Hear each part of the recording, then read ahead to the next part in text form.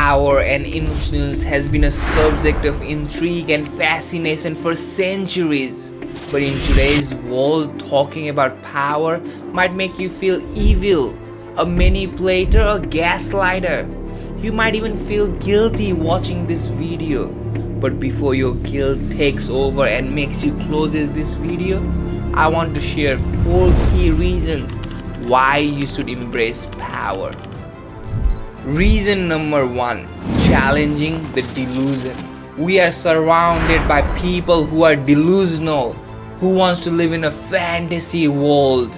They just want to talk about good, equality, justice and fairness.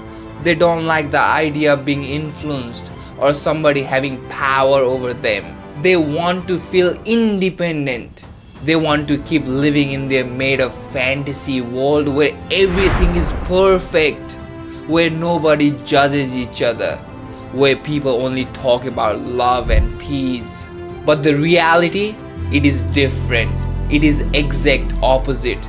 It is ugly, it is unpleasant, it is full of inequalities and unfairness. If you are one of these people, then you are denying the truth. You are denying the laws of human psychology. You are denying the force of nature. You are only giving chance to those who are not so fool, to exploit you, to manipulate you and to deceive you.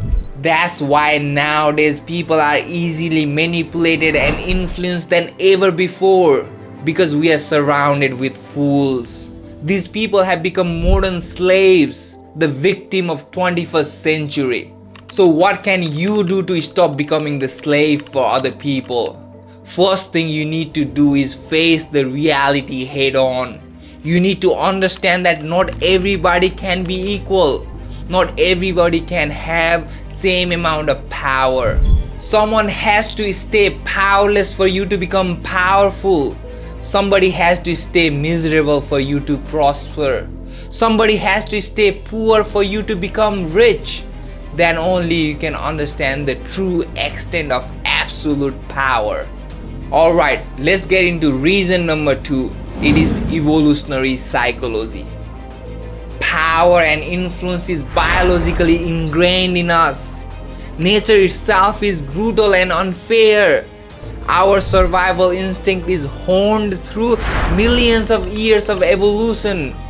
Concepts like dominance, deception and social hierarchy are deeply ingrained in our genetic makeups. Even in animal kingdom, we can see a clear example of manipulation used to establish dominance and resources, from alpha males trying to assert their authority to birds performing intricate mating displays. These behaviors are all strategies for survival and success. We humans are no different. We use manipulation tactics all the time, whether it's social settings, workplace or within families. Either it is through subtle art of persuasion or overt display of power. We use it as if it is second nature to us. By not playing the game of power, you are excluding yourself from the game.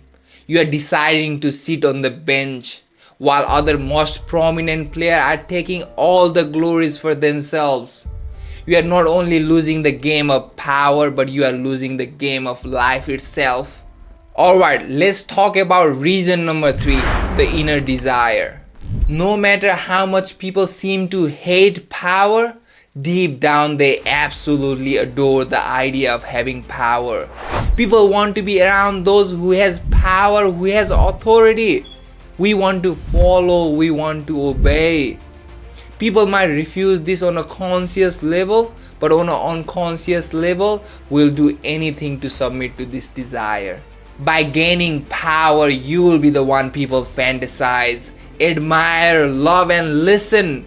People will follow you blindly just like they follow God. You will be the God himself. You will be worshipped like him, praised like him, hailed like him.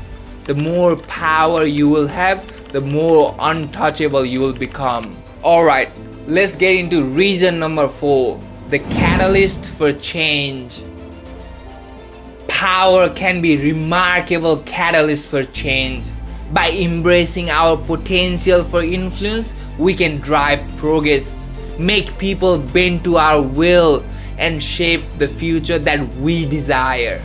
Throughout history, we have witnessed the power of individuals who dare to challenge the status quo, dare to defy the norms and leave a long-lasting legacy. From Genghis Khan to Napoleon to Julius Caesar, all of their legacy started after the attainment of their power. By embracing the true heights of power and influence, we join this lineage of chainmakers, seizing what is rightfully ours, amplifying our voices, silencing those who doesn't share our values, burying those who once ill of us, paving a way for our legacy to be remembered forever until the end of civilization. So remember, outwardly you can seem fair and just. Actually, it is encouraged to be seeming nice and democratic to other people as a public persona. But inwardly, you need to master the art of power, the ability to influence, the charisma to seduce, the skills to manipulate and deceive. This way you will disguise yourself as civil while accumulating all the power just for yourself. At the end, it doesn't matter how you obtain the power. What matters is what you do with that power.